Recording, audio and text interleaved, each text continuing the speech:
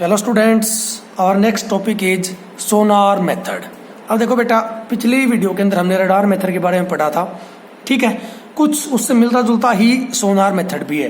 लेकिन radar system के अंदर हम क्या करते थे, किसी एयरक्राफ्ट की या कोई भी ऐसा ऑब्स्टेकल जो स्पेस के अंदर है, ठीक है, या ये कह लीजिए कि अर्थ सरफेस से ऊपर है, उसकी डिस्टेंस को मेजर करने के लिए हम रडार सिस्टम का यूज करते हैं या रडार मेथड का यूज करते हैं।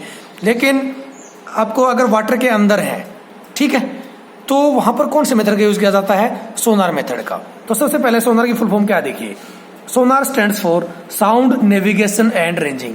एसओ से बनेगी साउंड, एन से नेविगेशन, ए से एंड, आर से ranging. Sound navigation and ranging. ठीक है, अगर आपसे एब्रिविएशन पूछी जाए सोनार की तो क्या होगी? Sound navigation and ranging. Okay, और देखिए बेटा, this method is used for measuring distances inside water. ठीक है, इस मेथड का इस्तेमाल हम पानी के अंदर की डिस्टेंस को, रडार के अंदर तो हम क्या करते थे, अर्थ सरफेस के ऊपर, ठीक है, एयर के अंदर कोई भी ऑब्जेक्ट है उसकी डिस्टेंस को मेजर करने का काम करते थे। लेकिन इसके अंदर हम क्या करते थे, वाटर के अंदर, है ना, वाटर के अंदर जो डिस्टेंसेज होंगी उसको किस मेथड से हम डिटरमाइन करेंगे? सोनार मेथड से। ओके, देखिए कैसे। मान लीजिए ये आपके पास कोई शिप है, ठीक है, वैसे आप 9th क्लास के अंदर पढ़ चुके हो। ये आपके पास कोई शिप है, डायग्राम थोड़ा सा आप देख लेना, मुझे ऐसे ही बनाने आते हैं। ओके, अब देखिए ये शिप है, ये वो हमने वाटर मेजर कर लिया। ओके, अब देखो, आपको पता है कि कई बार जो सबमरीन होती हैं वो क्या करती है, पानी के अंदर ट्रेवल कर रही होती हैं, और पानी के अंदर कोई ऑब्स्टेकल हो तो उसको देख पाना पॉसिबल नहीं होता। ठीक है, तो उन ऑब्स्टेकल्स का, उन चट्टानों का हम पता कैसे लगाते हैं? ठीक है, with the help of Sonar method. ये एक ऐसी डिवाइस है जो उस शिप के ऊपर या उस सबमरीन के ऊपर इंस्टॉल की जाती है। ठीक है, इसके अंदर भी उसी प्रकार जैसा कि रडार के अंदर होता था, एक आपके क्या होगा, सोर्स होगा, सोर्स कह लीजिए या इमिटर कह लीजिए। एक सोर्स होगा और दूसरा क्या होगा, रिसीवर। ठीक है, सोर्स क्या करेगा, इसके अंदर जो आपकी अल्ट्रासोनिक वेव्स होती हैं उनको इमिट करेगा, और रिसीवर क्या करेगा, जो रिफ्लेक्ट होके वापस आएंगी वेव्स उनको रिसीव करने का काम करेगा। ओके, सिंपली हम ये भी कह सकते हैं कि समुद्र की गहराई मापने के लिए भी हम इसी मेथड का इस्तेमाल करते हैं। अगर जैसे कि मान लो फॉर एग्जांपल आपके पास ये अंडर वाटर है, कोई रॉक है, चट्टान है, ठीक है, तो इस शिप से क्या की जाती हैं, इसके रास्ते में क्या की जाती हैं, अल्ट्रासोनिक वेव्स इमिट आउट की जाती हैं। ठीक, अल्ट्रासोनिक वेव्स यहाँ पर छोड़ी जाती हैं। वो अल्ट्रासोनिक वेव्स क्या करती हैं, इस रॉक से टकराकर वापस रिफ्लेक्ट हो जाती हैं। ठीक है, जिस डायरेक्शन से आई थी उस डायरेक्शन चली जाती हैं। सिंपली मैं एक दूसरी एरो बना देता हूँ। ठीक है, ये क्या है, जब सोर्स है साउंड अल्ट्रासोनिक वेव्स इमिट की, और ये क्या है, रिफ्लेक्टेड अल्ट्रासोनिक वेव्स। ठीक है, तो देखिए अब यहाँ पर क्या है कि अगर मान लीजिए इस शिप से इन अल्ट्रासोनिक वेव्स ने इस रॉक तक या चट्टान तक जाने के लिए कितनी डिस्टेंस ट्रेवल की, एस, और ऐसे डिस्टेंस वो वापस ट्रेवल करेगा, ऑब्वियस सी बात है। दूसरी बात बेटा, यहाँ पर जो देखने के क्या है कि यहाँ पर जो टाइम इंटरवल होगा वो रिसीवर से, सोर्स क्या करेगा, सोर्स से कोई भी जो साउंड वेव है या अल्ट्रासोनिक वेव है वो इमिट आउट होगी, उसके बाद ऑब्स्टेकल पे जाएगी, ऑब्स्टेकल से टकरा कर वापस किस तक आएगी, रिसीवर तक। तो जो टाइम इंटरवल मेजर करेंगे वो कहाँ से क्या करेंगे, जो सोर्स से चलकर वापस रिसीवर तक आई है उसके दौरान जो टोटल टाइम लगा है, यानी कि यहाँ से अल्ट्रासोनिक वेव चली, चट्टान तक गई, चट्टान से टकरा कर वापस आई, तो इसके चट्टान तक जाने और वापस आने में जो टाइम लगा वो हमारे लिए क्या होगा, टाइम इंटरवल।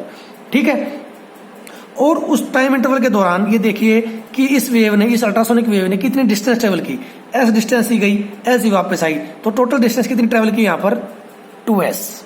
ठीक है, तो देखिए इन दिस मेथड अल्ट्रासोनिक या ultrasound waves are emitted from the source. अब देखो बेटा, आपके पास अल्ट्रासोनिक वेव आई, अल्ट्रासोनिक वेव एक्चुअल में क्या होती है, देखो आपको पता है कि हमारी जो ऑडिबल रेंज है वो कितनी होती है, 20 हर्ट्ज टू 20 किलो हर्ट्ज। ठीक है, ये हमारे लिए ऑडिबल रेंज होती है। अगर इससे कम फ्रीक्वेंसी की है, रेंज है, वेव है कोई, तो उसको हम नहीं सुन पाएंगे, और इससे ज्यादा की है तो भी हम उसको नहीं सुन पाएंगे। इससे कम फ्रीक्वेंसी की जो वेव्स होती हैं उनको हम कहते हैं इंफ्रासोनिक। ठीक है, और 20 किलो हर्ट्ज से ज्यादा की जो होती हैं उसको हम क्या कहते हैं, अल्ट्रासोनिक। तो इस मेथड के अंदर, हम सोनार मेथड के अंदर क्या किया जाता है, अल्ट्रासोनिक अल्ट्रासाउंड वेव्स का को इमिट किया जाता है। ठीक है, तो देखिएगा हमने क्या लिखा, in this method ultrasonic waves या ultrasonic sound waves are emitted from the source कहता है कि किसी सोर्स से अल्ट्रासोनिक वेव्स को छोड़ा जाता है and after reflection from N obstacle, और कहता है किसी ऑब्जेक्ट से टकरा कर वो वापस रिफ्लेक्ट हो जाती हैं and they are received back at the same position, और वो कुछ देर बाद रिसीवर के द्वारा वापस से रिसीव कर ली जाती हैं। This time interval between production of ultrasonic sound waves and reception of reflected wave is measured. कहता है बेटा जहाँ से अल्ट्रासोनिक वेव्स प्रोड्यूस हुई वहाँ तब से लेकर उसके वापस रिसीव होने तक का जो टाइम है उसको हम क्या ले लेंगे यहाँ पर टाइम इंटरवल, जैसा कि मैंने अभी डायग्राम के अंदर बताया था।